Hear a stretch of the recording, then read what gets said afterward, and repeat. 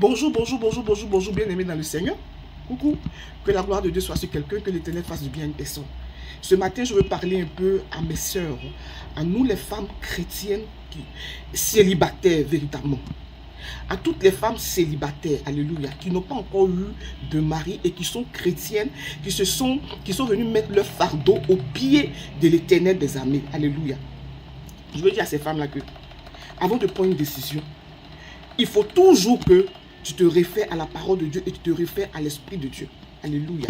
Tu te réfères à l'Esprit de Dieu. Parce qu'aujourd'hui, il y a tellement de choses. Le monde tire à sa fin.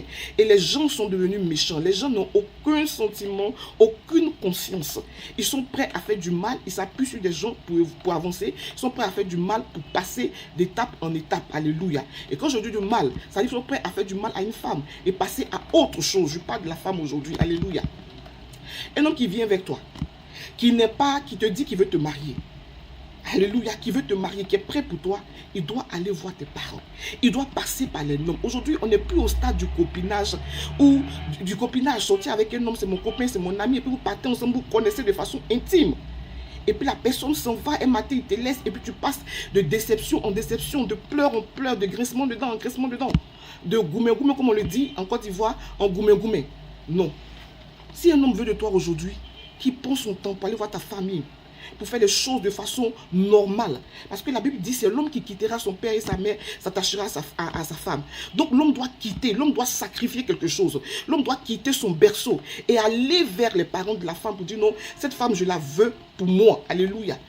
Alléluia. C'est en cela que tu peux mettre ta confiance en lui. Mais tant qu'il ne le te dit pas, et il vient, il te donne des belles paroles, il t'appelle matin, midi et soir, il te dit des choses agréables, ce n'est pas une raison de se donner à un homme. Ce n'est pas une raison. Alléluia. Utilisons toujours la parole de Dieu. La Bible dit que le mariage soit respecté, honoré de tous, de tes parents, de ton pays, de ton entourage. Alléluia. C'est la loi de ton pays. Un homme qui n'est pas prêt, c'est pas la peine de te donner. C'est vrai, on aspire au mariage, mais il faut qu'on passe par les normes. Restons patientes. Restons patientes, restez patientes dans le célibat. Dieu a son temps, c'est lui qui nous voit, c'est lui qui nous entend et c'est lui qui sait.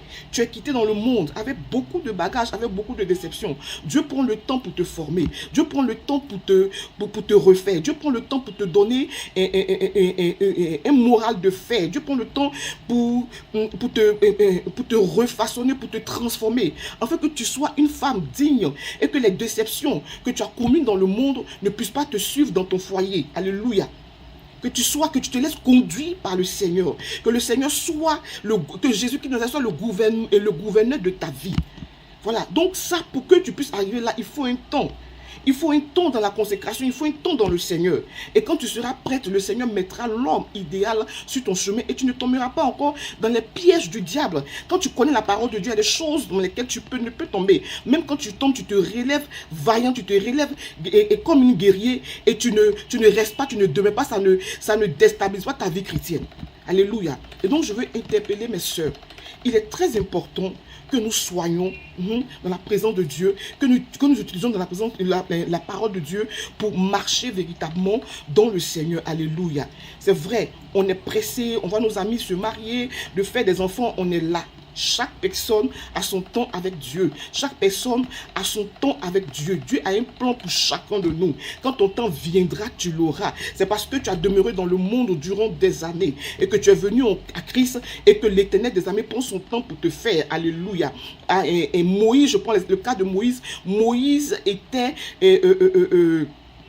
chez Pharaon en Égypte pendant 40 ans. Quand il est venu à Christ, quand il a connu et que le Seigneur l'a mené dans le désert, il a fait 40 ans encore, 40 ans pour le refaire, 40 ans pour l'enseigner, 40 ans pour lui montrer les mystères de la parole, 40 ans pour qu'il comprenne des choses, 40 ans. Alléluia. Et 40 ans venus, Dieu s'est révélé à Moïse parce que Moïse était prêt maintenant selon l'ordre de Dieu, selon la volonté de Dieu. Et je pense que quand tu viens à Christ, Dieu prend le temps de te refaire. Dieu prend le temps de te donner, de te transformer, de te donner une nature, de te rendre mature avant de pouvoir te mettre quelque part. Dieu ne peut pas te donner un de ses fils qui est assis spirituellement et tu viendras encore déstabiliser sa vie. Parce que le mariage, c'est une stabilité. Le mariage, c'est beaucoup de choses. C'est toute la vie. Ce n'est pas un moment, un instant de plaisir et puis arrêter. Non, c'est toute la vie. Vous devenez une seule chair. Vous fonctionnez ensemble. Vous évoluez ensemble. Vous avez des enfants ensemble. Vous éduquez des enfants ensemble. Alléluia. Et donc je veux dire à une soeur, sois sage. Résiste, résiste, résiste, résiste. Et résiste comme le Seigneur. Alléluia. La Bible dit que quand tu souffres dans la chair, Jésus a souffert dans la chair. Et donc le péché n'est rien devant lui. Quand tu souffres dans la chair, tu as fini. Une personne qui souffre dans la chair a fini avec le péché. Alléluia. Et la souffrance dans la chair, c'est ce que nos envies, nos besoins, ce que nous voulons, ce que la chair nous demande. Nous refusons à la chair. Et nous mettons le Saint-Esprit devant nous. Nous mettons la parole de Dieu. Le Saint-Esprit étant en nous et nous donne la force de pouvoir véritablement supporter. Et donc je veux faire coucou à toutes les femmes vraiment qui sont en attente du mariage. Restez sages et véritablement croyez que Dieu est capable de vous conduire afin que vous ne fassiez pas un mauvais choix pour que dans le foyer vous souffrez. Alléluia.